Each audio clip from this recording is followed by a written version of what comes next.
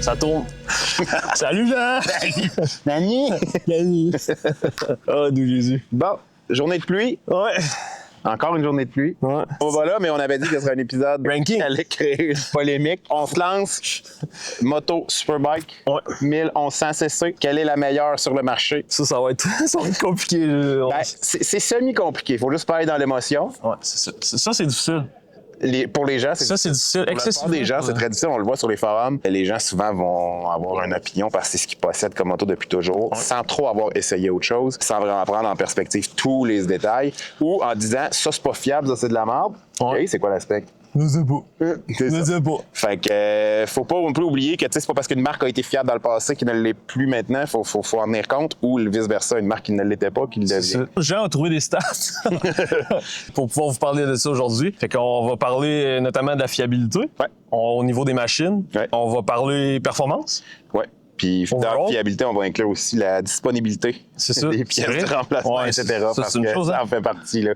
Le KTM, c'est pas un projet merveilleux. Là, pour en revenir un peu là-dessus, tout ce sujet-là m'est venu suite à un post qu'il y a eu sur un profil dont je me souviens plus où, c'est pas important. Et j'ai commenté quelque chose par rapport à Suzuki et Alex Cleary, que j'admire et que j'apprécie, qui est un excellent pilote. Je l'ai pas mal pris quand il m'a répondu ça en me disant c'est toujours bien mieux un Suzuki qu'un KTM RC8. Oui! C'est pour ça que je possède pas un RC8 pour nécessairement toutes ses qualités, mais j'aime le modèle, c'est la rareté, comme bien des gens vont préférer certaines choses. Pour... Tu sais, la rareté t'as nuit aussi cet hiver quand t'as fait tes réparations. Fait que tu sais, il y a certains points à prendre en compte là-dessus. Puis non, c'est ce que je roule n'est pas la machine la plus performante du marché, c'est probablement des moins. J'ai trouvé j'ai trouvé des tests en 2012. J'ai trouvé des tests en 2012 de ça qu'ils ont fait, puis c'était dans la cave, là. Ouais. Le RC8 était loin là, par son manque de puissance, puis aucune électronique. Là, il faut faire la part des choses aussi entre utilisation quotidienne versus course. Ouais, c'est ça. Il y a des motos qui vont dire ça, c'est de la merde dans la rue. Peut-être, mais on va s'entendre qu'on va voir ça dans l'aspect performance, mais oui, c'est sûr que quand tu as un modèle de super sport qui est hyper performant, qui sort avec poignée chauffante, cruise control, etc., on peut dire que c'est un petit plus quand même. Ouais, mettons que c'est quand même attrayant. Maintenant, en 2026, c'est rendu un petit plus. Est-ce que c'est une nécessité? Je pense pas. Est-ce que c'est un plus? Effectivement. Ouais, c'est sûr, c'est certain que c'est un plus. Fait que... on dirait qu'on fait un podcast. Ouais, c'est un peu ça. On dirait qu'on fait un podcast. On va commencer avec... KTM n'est pas là parce qu'ils n'ont pas de 1000 cc. On va commencer avec Yamaha. Yamaha? La R1. Tu le classes où, la R1? Ah, c'est dur, man. C'est dur. Mais je sais qu'est-ce qui s'en vient. Je sais quelle autre machine. Ouais, mais il y en a plein d'autres. On a 7 Ouais, c'est ça, on a 7. On a 7 modèles à classer. 7 Superbike. Ah, c'est parce que là, on va se faire haïr. Non, mais toi personnel, moi aussi, je vais te dire si je suis d'accord avec ça. Puis après ça, on y va rationnel. Puis après ça, on va faire un listing plus rationnel. Moi, la R1, je trouve que c'est une machine merveilleuse. Moi, la R1, je te dirais, je dirais 3e. Ah oui? Ouais. Toi? Moi, la R1, je l'aurais mis probablement 2e. 2e? Ouais. OK, bon, on est similaires. Ouais, on est proche. Moi, on est proche du top. Pourquoi la R1? Fiabilité. Fiabilité, c'est exemplaire. Très fiable. Ce que j'ai vu comme problème, comme je te parlais déjà dans le passé, c'est les moteurs. Le moteur crossplane, c'est une merveille d'ingénierie, par contre. Ouais, c'est un moteur qui a beaucoup de balancier, parce qu'un crossplane, c'est très vibreux. Ouais, exact. Fait que ça doit avoir beaucoup de balancier. Crossplane, c'est l'ordre d'allumage au 90 degrés, pour ceux qui savent pas ce que c'est. J'avais trouvé une vidéo qui expliquait super bien. Il avait pris le principe d'un tandem. C'est un tandem à 4 cyclistes, un tandem standard avec un pédalier positionné comme un moteur de moto standard 4 cylindres, puis l'autre qui était placé avec un pédalier au 90 degrés. Tu avais des cyclistes professionnels sur le vélo standard, puis des personnes âgées sur le crossplane. Puis le vélo qui était setupé au 90 degrés avait rincé les pilotes sur l'accélération. Ah, ça n'avait aucun sens. Les personnes âgées. Fait que ça démontre que le crossplane, c'est sa reprise et tout ça qui est très efficace. Dans les années 2012, 13, 14, il n'y avait aucune puissance. Le problème était là. Ouais, les premières générations de crossplane étaient... L'idée était bien, mais c'était pas encore optimisé. Avec les nouvelles de 200 chevaux. Quand tu vas en Europe, c'est des R1 qu'on trouve sur à peu près tous les circuits, toutes les vidéos d'Europe. Les gars parlent de ça, que c'est la moto qui est la plus track-ready, que t'as pas besoin de toucher. Facile à prendre en main. Il y a quand même de l'électronique. Mais pas en quantité. Beaucoup. Il y a beaucoup d'électronique. Beaucoup d'électronique sur l'R1. Plus disponible en France à cause des normes Euro 5. Disponible seulement track. Ouais, t'as raison. C'est un peu triste, mais ça demeure une moto très vendue malgré tout. Ça démontre l'intérêt. L'intérêt puis l'efficacité. Ouais, l'efficacité, l'intérêt des pilotes. Pour ce qui est du R1, on mettrait ça deuxième.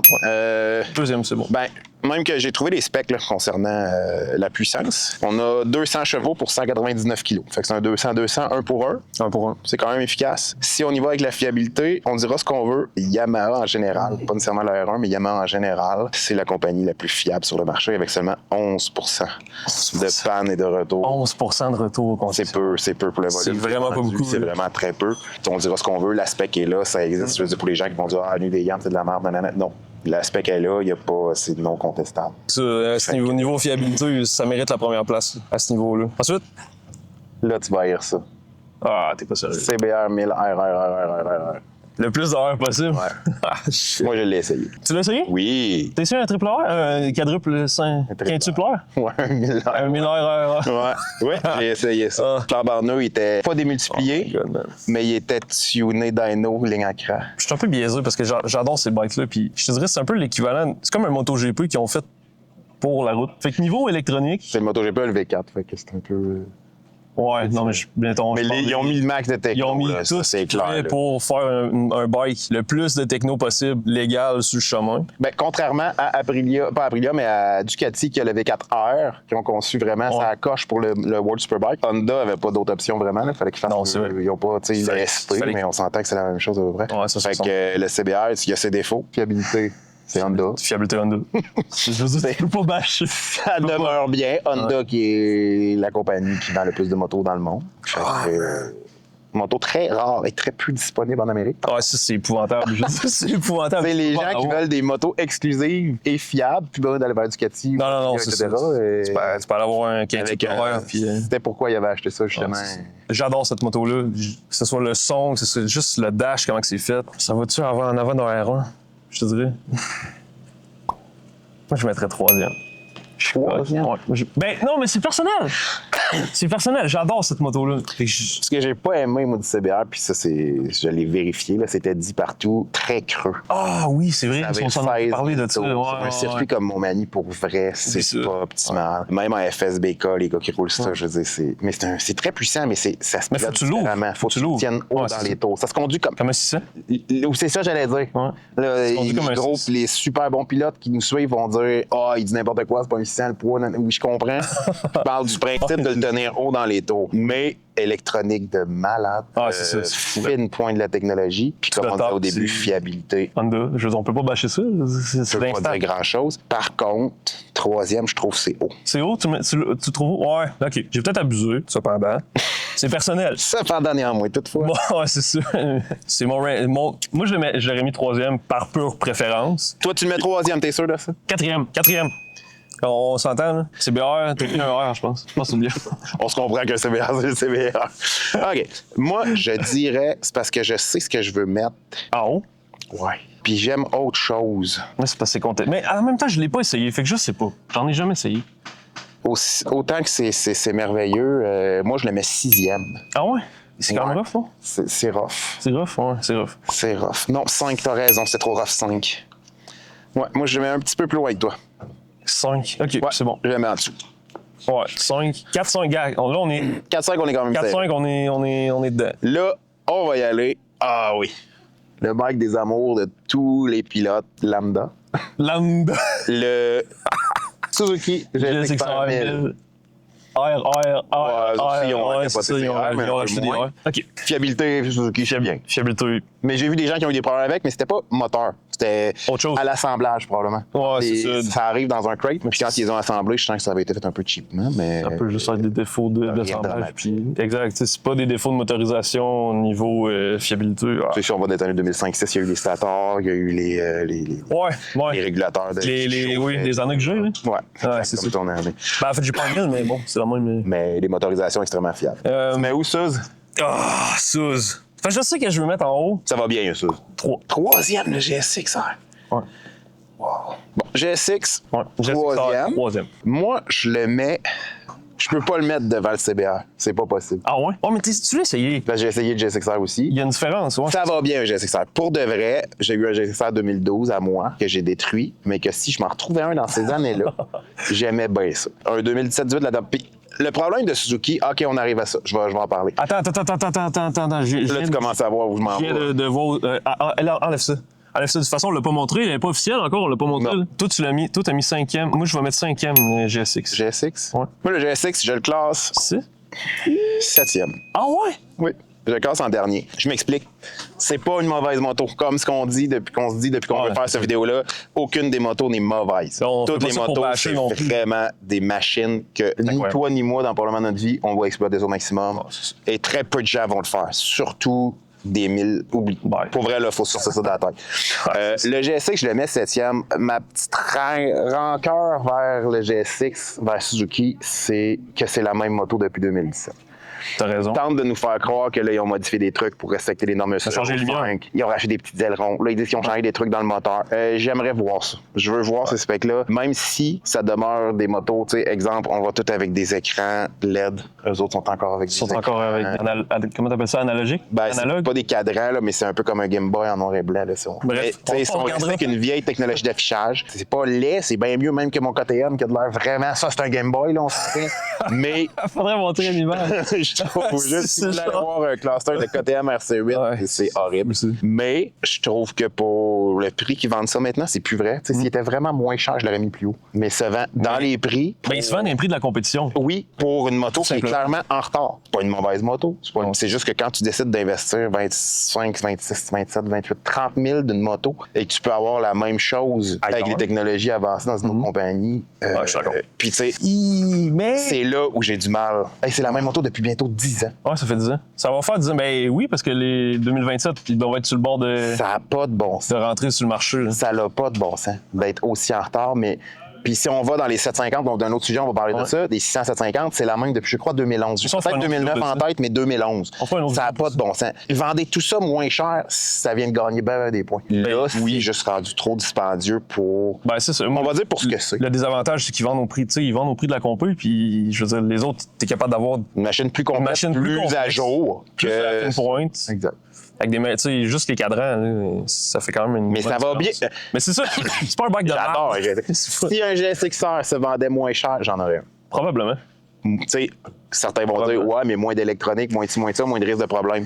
Voilà. C'est pourquoi Puis c'est un bike qui fait 10 ans, donc C'est les peut-être troubles pour ont ça qu'il été devrait être moins réglés. cher aussi. Tous les problèmes ont été réglés, ça a été ajusté. Ouais. C'est pourquoi le GSX a pris moindre de beaucoup. J'irais vers ça. Ouais. Là, en ce moment, le fait qu'ils vendent, je trouve que c'est un peu rire des gens. Ouais, honnêtement, Simplement. je paierais pas 30 000 pour. Non, pas pour ça, ça vaut pas le Pas coup. pour un GSX. Pas parce que c'est pas suffisant pour nous, Ouais, c'est parce que je sentirais que je n'aurais pas assez de monde. Exact. Next. Kawa. Kawa? On finit japonais avec Kawasaki. On va parler du ZX10R et non du RR. Là, on va faire. Ouais, on va juste garder ça avec des Il y a des légères différences. J'ai essayé le RR. Mais je pourrais dire que les Kawa, Avec c'est son de la moteur merde parce casse. que le ZX10RR, le moteur de crank Avec son c'est à moteur 3000 casse, km. Mais c'est un parmi tant d'autres. On peut pas prendre ça comme une régularité. J'ai eu ZX10 dans les plus vieilles années. Peut-être, là. Ben oui, ça. Tu sais, je dis- Personne n'est parfait. Là. Non, c'est ça. Je veux dire, Mais toi, t'as eu la chance d'en avoir. Ben, la chance. j'en ai possédé un. T'en as possédé un. La chance. Ben, On va c'était pas dire ça cher. de même. J'ai eu la génération 2011. Moi, j'ai commencé la piste avec ça. Zéro, une bonne moto pour commencer la piste. Ouais, c'est quand même Par violent. contre, c'est violent, c'est beaucoup d'inertie moteur. C'est vraiment comme une enclume à faire tourner, mais beaucoup de puissance. Les générations 2011-12 Ah, c'est étaient fort. des lunes en avant de tout côté technologie. C'est En fort. 2011, quand Oh, ça a il sorti, était en avance. c'était eux qui venaient d'inventer un peu tout ce qu'on voit maintenant sur les motos. Mm-hmm. Mais on dirait que ça l'a comme figé. Ça a figé dans le temps, puis depuis ce temps-là. C'est ça. Dans les années. Puis Ça a faut figé pas- en 2012. il faut pas se tromper. Ben, les années 16-17 aussi ont été très bonnes, plus puissants, un petit peu plus avancées. Mais ce qu'il faut pas enlever, là, c'est que les gens vont se dire, ouais, mais des Kawa, on en a vu en CSBK, Jordan Ouais. Zouk roule ça, C'est sûr. les gars gagnaient. Mais c'est par région. Si on va virer World Superbike, gagnait absolument tout. Exact. Mais oui, exact, c'est ça, c'est Mais par c'est que les région. autres compagnies ont continué d'évoluer. Mais t'as vu, Et eux, non. Jordan, c'est deux bikes qui sont A puis sont B. Ouais. Ben, pas aux dernières courses, là, ça fait quelques temps, mais les deux étaient cassés. Ouais. Les deux, il y avait de quoi, là. Ouais. Je sais pas particulièrement c'est quoi, mais les deux, il y avait des problèmes. Fait que- Ouais. Puis, tu sais, on peut pas dire, le monde qui va dire, ah, mais ma moto GP, exemple, telle compagnie, et mettons, Ducati, bah, tout le monde, ça, c'est la meilleure. C'est tellement. Oui, mais dans d'autres séries, Ducati n'est pas dans le coup. Fait que, tu sais, on peut pas aller là. Je le mets en 6. 6 pour Kawa. 6 pour le ZX 10R et non le R. Je mets le Kawa aussi en 6e. Fait que les deux, on est en 6e place pour le Kawa. Ouais. Okay. Bon, on finit japonais avec ça. Oui, exact. Quand même. Puis moi, le Kawasaki, c'est une position horrible. Pour les grandes personnes, les repose-pieds, Ah ouais? sont en avant, j'aurais c'est ça, horrible. Ouais. Ben, tu demanderas à Marc tantôt. Une marque, par exemple, c'est une moto qui est superbe. J'ai vraiment tout aimé, par exemple, de l'apparence, finition et tout ça. Kawasaki, fiabilité, Ouais, c'est 15%. très fiable. C'est quand même... Fait que quand même très bon. Quand hein. on parle de son moteur qui a brisé, c'est un parmi tant d'autres. C'est un parmi On peut pas faire ça. Puis les points forts, c'est la longévité mécanique. Ouais. Entre autres, celui-là de Marc, ben lui, il rentrait pas Ce qui est là-dedans. triste de ça, c'est 200 chevaux pour 207 kilos. C'est la plus lourde Ouais, c'est le plus lourd de la gang. de la gang. Avec c'est un 207 Pro-Wit? kilos, là, ça commence à être lourd. Là. Tout plein fait. Tout plein fait. Exact. Fait qu'on a fini le 207 japonais. kilos. Là, on s'en va en Europe. On s'en va en Europe, particulièrement en Italie. Oui, on va y aller tout de suite avec la Ducati. Ducati? La V4S. La nouvelle, pas essayé. pas essayé non plus, Plus ou ouais. moins m'avancer sur celle-là. Cependant, Ducati a peu tendance à faire pire que l'année d'avant. Ouais, Donc, j'imagine qu'il y a une tendance à amélioration. Mais Ducati V4, 1100 cc, triche un petit peu, mais c'est légal. 216 chevaux pour 187 kilos. Hey, 186. 216 C'est d'une 187. violence des Voyons donc. électronique. Ça, c'est full gaz, full huile, full tout. Incroyable. Non, celle-là, c'est sans essence, excuse. Ah, sans essence, OK. Ouais. Fait que Correction. ça, on rajoute, là, on arrive peut-être à 200 kilos max. Ouais, c'est 200 kilos max. On a quand même un ratio de 216. Hey, c'est incroyable. Puis toute l'électronique du 216 monde pour gérer ça. Là. Ouais, c'est ça. Moi, j'adore le produit pour vrai. Fiabilité de Ben là, je veux dire, attends. Moi, il me reste première place, troisième place, puis septième. septième place. Ducati, fiabilité, 33 de retour. Ouais, c'est quand même... C'est plus du double de Yamaha. Ouais, plus du double. Et les Plus du double de monos swing arms, j'ai vu beaucoup le swing arm rouille, la roue part. Le prise ou la roue, là, Ouais. ça rouille dans l'axe.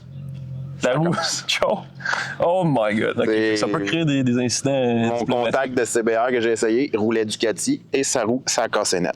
Il se Oh, ramasse de la roue et Ducati refusait Oh, la boulette. de corriger le tir là-dessus. Puis il y a un de ses amis que sa roue était tourillée, fait qu'il a changé également. Mais tu sais, Ducati lui donnait très peu parce qu'il savait le problème, bref. Ouais, c'est ça. Là, maintenant, avec le swing arm ordinaire, je trouve que c'est une avancée. Ça enlève le cachet. Ah, mais Et là... on s'en fiche un peu là, quand tu vises perfo puis tout. Je trouve que c'est vraiment merveilleux. OK, attends. Parce que là, moi, je pense à la dernière place. Attends, En plus- parce que j'ai chié. En plus, je suis tombé C'est sur un reportage de Highside cette semaine. Ils testaient les performances des motos et Ducati et M1000RR, puis pas V4R. là. Ouais. La V4S contre la M1000RR, côte à côte sur l'accélération. La Ducati était devant le BM. Ah, tu parles du vidéo. Moi, je Ça veut mettrais dire que troisième. c'est quand même cool. Ouais, je mettrais troisième Duc. Toi?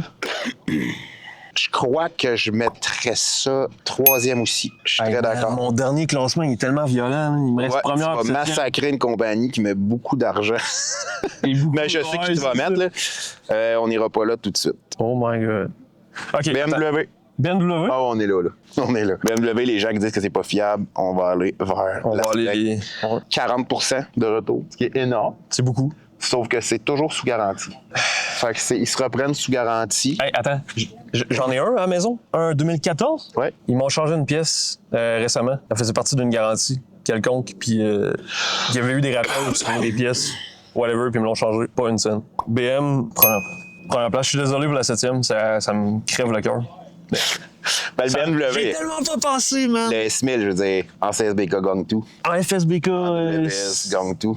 En FSBK sont partout, gagne tout. ouais. Là, on s'entend que Ducati a repris le devant en World of Superbike, mais BMW... je vais regarder voir. Attends. On avait. C'est un 4 cylindres en ligne qui a pas de creux. J'écoutais encore en Moto America, BMW très présent. 207 chevaux pour 198 kilos. Ouais, Quand même. bien fait. Quand même.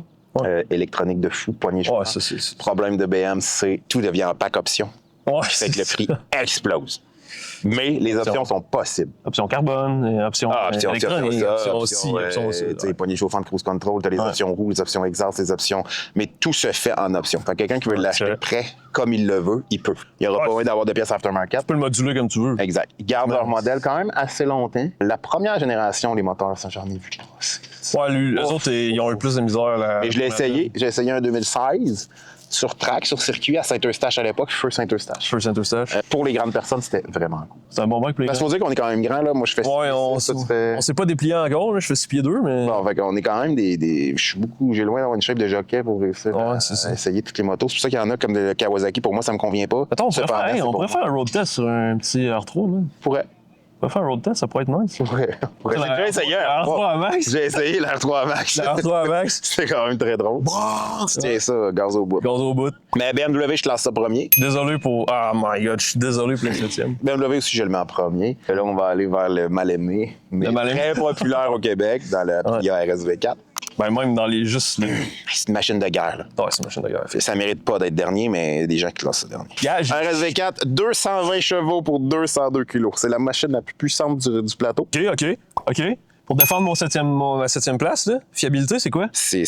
Aucune donnée. Aucune donnée parce que il y en a trop, les données sont trop catastrophiques. Il y en a trop. Même la disponibilité des pièces en Europe est difficile. Fait qu'imaginez la disponibilité des pièces ici. Ça devient quand même tough. C'est comme ton KTM. Là. Ben oui, ça a été un shit show. Essayer de trouver des pièces. Mais on a un RSV4 là-bas qui va rouler aujourd'hui. Ouais. RSV4, par contre, je le mets 4 parce que c'est une machine de guerre. Non, parce que c'est la dernière place qui reste, tu mets 4. Moi, j'ai mis 7 parce que c'est la dernière. Non, mais j'adore le RSV4. J'adore cette machine. Je vais en essayer un cet été, en 2025. J'ai une occasion qui... une occasion en or. Ouais, j'attends juste d'avoir le temps. Mais j'ai vraiment hâte de l'essayer. Le son. Le son. Écoute, c'est juste ça fait virer les têtes, là. Je veux dire, le son virer les têtes et la puissance qui est folle. Complètement. La technologie qui est très avancée. Et c'est une moto qu'on dirait que quand tu la tiens, tu peux la lâcher, elle tient toute seule. C'est vrai. Tellement que c'est balancé de l'enfer. Mais des excellentes dans aucun championnat, on la voit présente. Non. T'as raison? En tout cas, là, on entend parler en MotoGP, mais on ne peut pas considérer MotoGP parce que c'est des prototypes, ça n'a rien à voir. C'est pas que sur le marché. Si une Aprilia est fiable, mon Dieu, que j'aime ce produit. Il y en aurait pas mal plus. Ouais. J'adore ce produit. Moi, je le classe 4e. Parce que c'est la dernière qui reste. Mais la fiabilité me fait mal au cœur. J'aurais peut-être même mieux mettre le CBR avant, là, mais... Ouais, c'est ça. Toi, tu le mets 7e RSV4, 7e. Arrête de cogner, tourner le couteau dans la Donc, si des gens voulaient offrir un cadeau à Hubert, un Aprilia, on oublie ça. Donc, ça, c'était nos classements à nous. Là, je vais écrire les classements, ce qui est vraiment réel, ce qui est plus ou moins discutable. Faisant ce que vous voulez. Par contre, c'est vérifié par des faits. On peut pas aller vers ça. On peut aller contre ça, là. En dernier... RSV4. Ben, pour vrai de vrai, malgré que c'est trop efficace. En dernier, moi, je mets le GSX. GSX, OK. Dû à son retard technologique, prix, etc. Moto super efficace. J'enlève rien à tout ça. Là. Puis il y a des gars qui ont roulé dans les années 2010, 11, 12 qui ont roulé ça. Je pense à Luc Dubois qui a coursé avec ça en 2005, qui c'était une des meilleures motos qu'il a roulé de sa vie. Mais c'est vrai qu'à cette époque-là, c'était fourrade. Puis Suzuki, je comprends pas. Moi, parce que peut-être que j'aimais là parce que je suis fâché contre eux, parce que je suis déçu. Je m'attendrais à une déception. J'ai une petite part de déception à ce niveau. Ensuite de ça, Kawasaki, on n'a pas le choix. On était d'accord déjà. On était d'accord. Un petit peu technologique qui est un peu triste, malheureusement. Ben, ils sont déjà en 2012. 16-17, mettons. Mais je sais qu'ils vont s'en sortir, mais pour l'instant, ils sont un peu figés. Puis le moteur à marque qui a sauté à 3000 kg, ça, on s'en reparlera. Ça nous a fait bien rire. En tout cas. En 5e, moi, je pense que c'est la CBR ou RSV4? RSV4, CBR. Je vais mettre le RSV4 en 5. RSV4 en 5. Puis le CBR en 4. CBR tout ça, tout simplement parce que chacun a des problèmes différents. Ils sont à peu près au même niveau, honnêtement. C'est pourquoi j'ai mis le CBR avant, c'est la fiabilité qui a donné ses points. Parce que pour monsieur, madame, tout le monde, la fiabilité, c'est important. Ben oui, c'est pas tout le monde qui a nécessairement les moyens de se payer des visites au garage. Exact. D'avoir un big bike c'est un autre problème. C'est la R1, quoi, là. R1 en 3e? Ouais. Beaucoup de fiabilité. Oui, beaucoup de fiabilité. Mais la Ducati, c'est une merveille d'ingénierie. T'as raison. Il faut faire abstraction un petit peu de la fiabilité de la Ducati parce que la nouvelle, on n'a pas vraiment d'échantillonnage. Non, c'est vrai, ils viennent. Mais c'est une merveille. Tu vois, en Moto America, c'est une fusée. Ouais, je suis d'accord. Les gars ont switché, tu sais. Puis J.J. Jacobson a switché, tout ça. C'est vraiment une machine de guerre. Fait que R1 en 3. Fait que sur le podium, R1. R1, c'est une machine qui est prête. Ben oui. C'est pas compliqué, c'est une machine qui est prête. Il n'y a rien à faire là-dessus, puis c'est fiable. C'est track ready. Exact. Exact. Ça évolue plus, c'est vrai, mais ils n'ont pas tant besoin. Contrairement à exemple Suzuki. Ouais, c'est ça. Qui devrait peut-être. Exact. sais. Donc la V4S en 2, tout simplement parce que c'est sa fiabilité qui vient de faire mal. Deuxième place du podium, V4S. Puis en première place, position, objectivement, c'est la BMW. Ouais. Tout simplement parce que BMW, c'est la plus équipée. C'est la machine la plus performante en théorie. La fiabilité n'est pas mauvaise, contrairement à ce que bien des gens peuvent penser ou dire. Fait que c'est ça. On y va avec ça dans l'ordre. Puis il y a sûrement des gens qui ont trouvé ça très déçus de voir la Suzuki en dernier parce que c'est la moto la plus accessible, on dirait, sur le marché. oui, mais Faut c'est pas rester figé dans le temps, c'est ça. Non, mais tu dis accessible. Dans le marché des usagers, je comprends, mais t'en achètes une neuve à 30 000, t'as l'électronique d'un bike de 2015. Un peu décevant. C'était un 2017, c'est un petit peu triste. Un petit peu décevant. Mais c'est un moteur merveilleux, par exemple. Un coup débloqué, là, un coup tuné, c'est un moteur extrêmement puissant. Tout ça, oui, absolument. Puis c'est une moto qui est agile, qui est facile, mais elle est trop en retard. Elle est vraiment trop en retard. Ouais. Fait que tu sais, quand je vois que les gens classent ça super bien, c'est clairement du choix émotif. Parce qu'on y va dans le rationnel, dans vraiment ce que je sais en tant que tel comme produit, elle est en retard. Tu sais, la plupart du temps, quand tu demandes à quelqu'un c'est quoi sa moto préférée, ben c'est la moto qu'il possède. Fait que tu sais, souvent, ça a été leur première moto. Oui, aussi, tu sais. Ils sont restés collés à ça. J'ai eu des ZX les premières générations, par ça, c'est ça, je cherchais une dernière génération. Tu sais, est-ce que la ZX Astor, avec tes. Ben, je l'ai jamais mis comme meilleure moto non plus. Non, c'est ça. Moi, je roulais ça parce qu'à la grandeur que j'ai, je prenais sur quoi j'étais confortable. Ouais, exact. C'est pourquoi, quand j'ai trouvé GSX-R 1000 2012, exemple, tu sais, Brembo avec un bon moteur et tout, et j'ai adoré ça parce que c'est hyper confortable. Ça ressemblait quand même à la position de conduite du KTM un peu. Là, on a Pete qui est là. Pete qui est là, mais. Fait que. Pete est là, mais il s'en fout. Ça va commencer à rouler dans pas long, on va libérer le spot. Parce que là, on est directement dans les puits, fait que. Aujourd'hui, il n'y a que moi qui roule. Pris un peu de place. Là. Hubert va me regarder. J'ai encore. Je m'en vais chez nous. Non, j'ai des petits pépins, encore des petits pépins niveau santé que vous allez avoir vu dans le vlog de Mécaglisse. Ah, okay. Fait que on va se laisser là-dessus pour le moment. Fait qu'on se voit tantôt, puis on va revenir avec un suivi. Ouais. À plus. Yes, sir. Ciao.